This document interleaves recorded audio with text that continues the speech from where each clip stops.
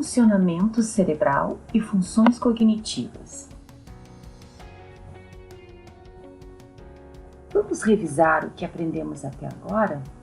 Nosso cérebro é formado por bilhões de neurônios e células gliais que permitem que ele, através das sinapses, funcione. Essas conexões ocorrem em regiões diferentes do cérebro, que, conforme as áreas, podem desempenhar determinadas funções. Lembrem-se que nosso cérebro é dividido em hemisférios cerebrais, o direito e o esquerdo, e em lobos cerebrais.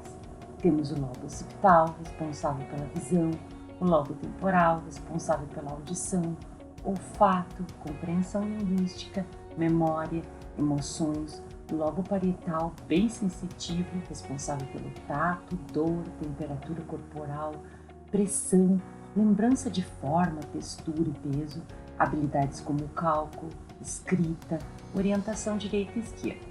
E o lobo frontal, que é responsável pelo planejamento consciente, planejamento da fala, comportamento, controle do humor, dos impulsos e o gerenciamento de todas as situações que envolvam a relação entre a pessoa e o seu ambiente.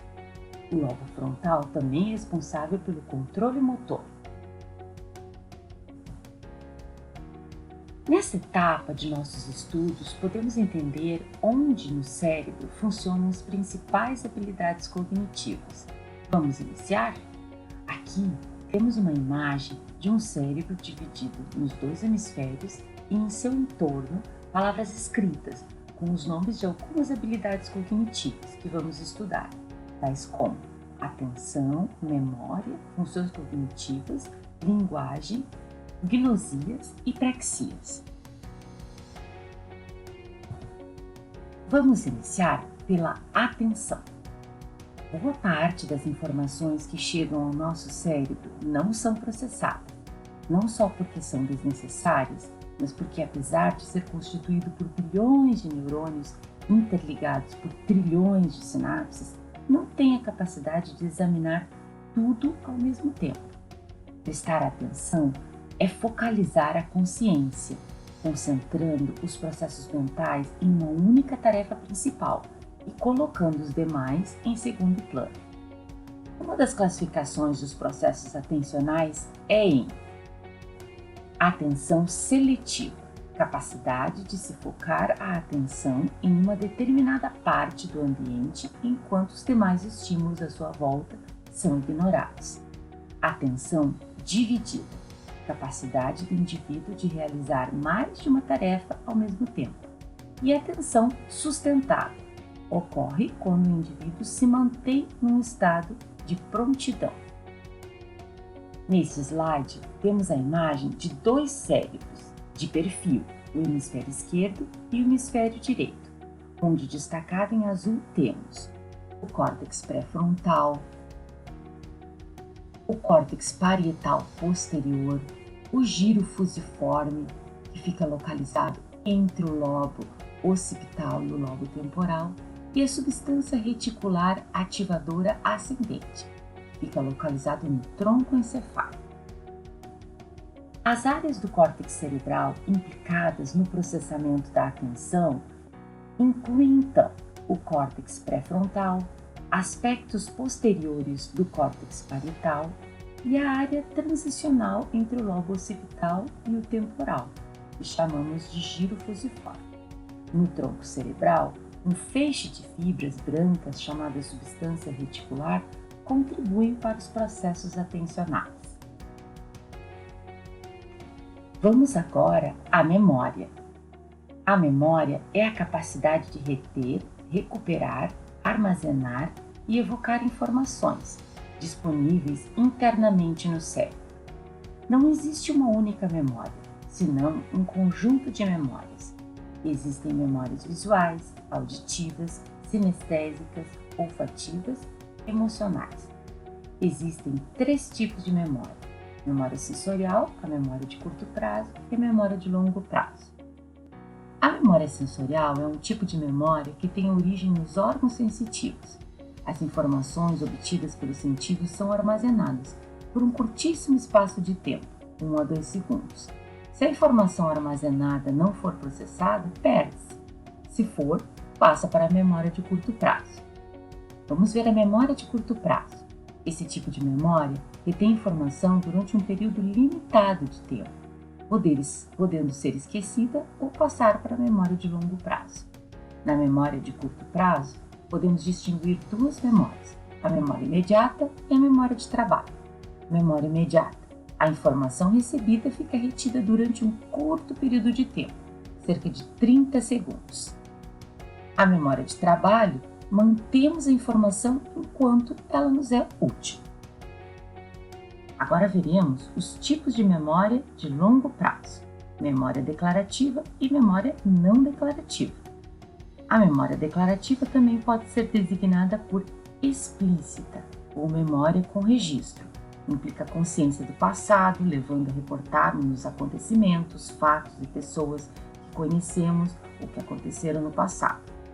Ela tem a participação significativa do lobo temporal no hipocampo.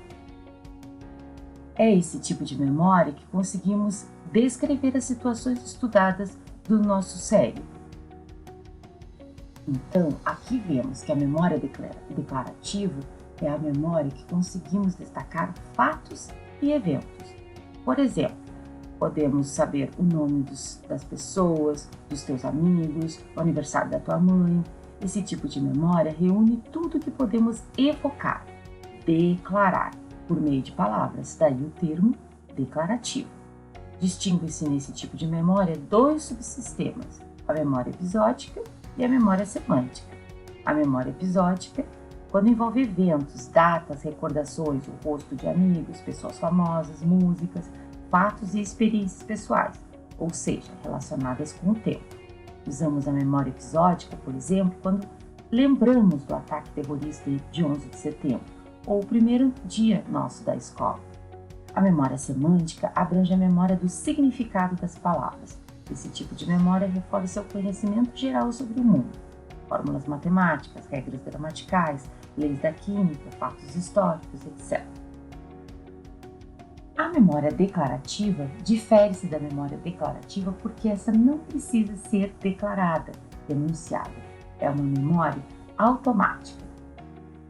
Esta é a memória usada para procedimentos e habilidades, como, por exemplo, andar de bicicleta, jogar bola, atar o cadarço do nosso sapato, lavar os dentes, ler um livro. A memória não declarativa também pode ser designada por memória implícita ou sem registro. As áreas do cérebro envolvidas são o corpo estriado, que fica no diencéfalo, aquela área bem interna do cérebro, no cerebelo e na amígdala. Como já vimos, tem forte interferência nas reações de medo. Em relação às funções executivas, podemos entender que são um conjunto de processos cognitivos que de forma integrada permitem ao indivíduo diferenciar comportamentos a metas, avaliar a eficiência e a adequação desses comportamentos. Também permite abandonar estratégias ineficientes e, desse modo, resolver problemas imediatos, de médio e de longo prazo. As habilidades que fazem parte das funções executivas são planejamento, flexibilidade cognitiva, memória de trabalho, atenção seletiva, controle inibitório, monitoramento. Importante pensarmos que esse conceito neuropsicológico formulado nas últimas décadas corresponde ao entendimento de que determinadas regiões do cérebro acionam sistemas necessários para executar algumas ações, como levantar informações, organizar, formular planos, fixar objetivos, manter controle sobre circunstâncias em permanente mudança, antecipar possibilidades e modificar objetivos e planos. É uma espécie de estrutura administrativa dos recursos cognitivos emocionais.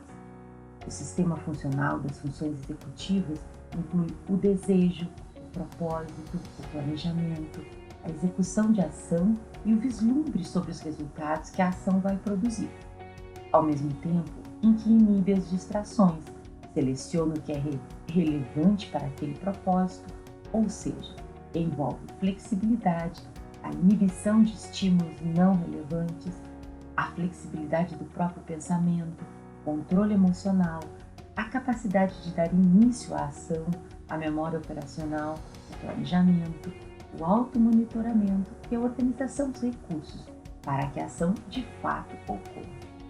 As funções executivas se encontram localizadas nas áreas mais evoluídas do cérebro, que é o lobo pré-frontal, aquele bem atrás da nossa testa. São as últimas a amadurecer, geralmente perto dos 25 anos.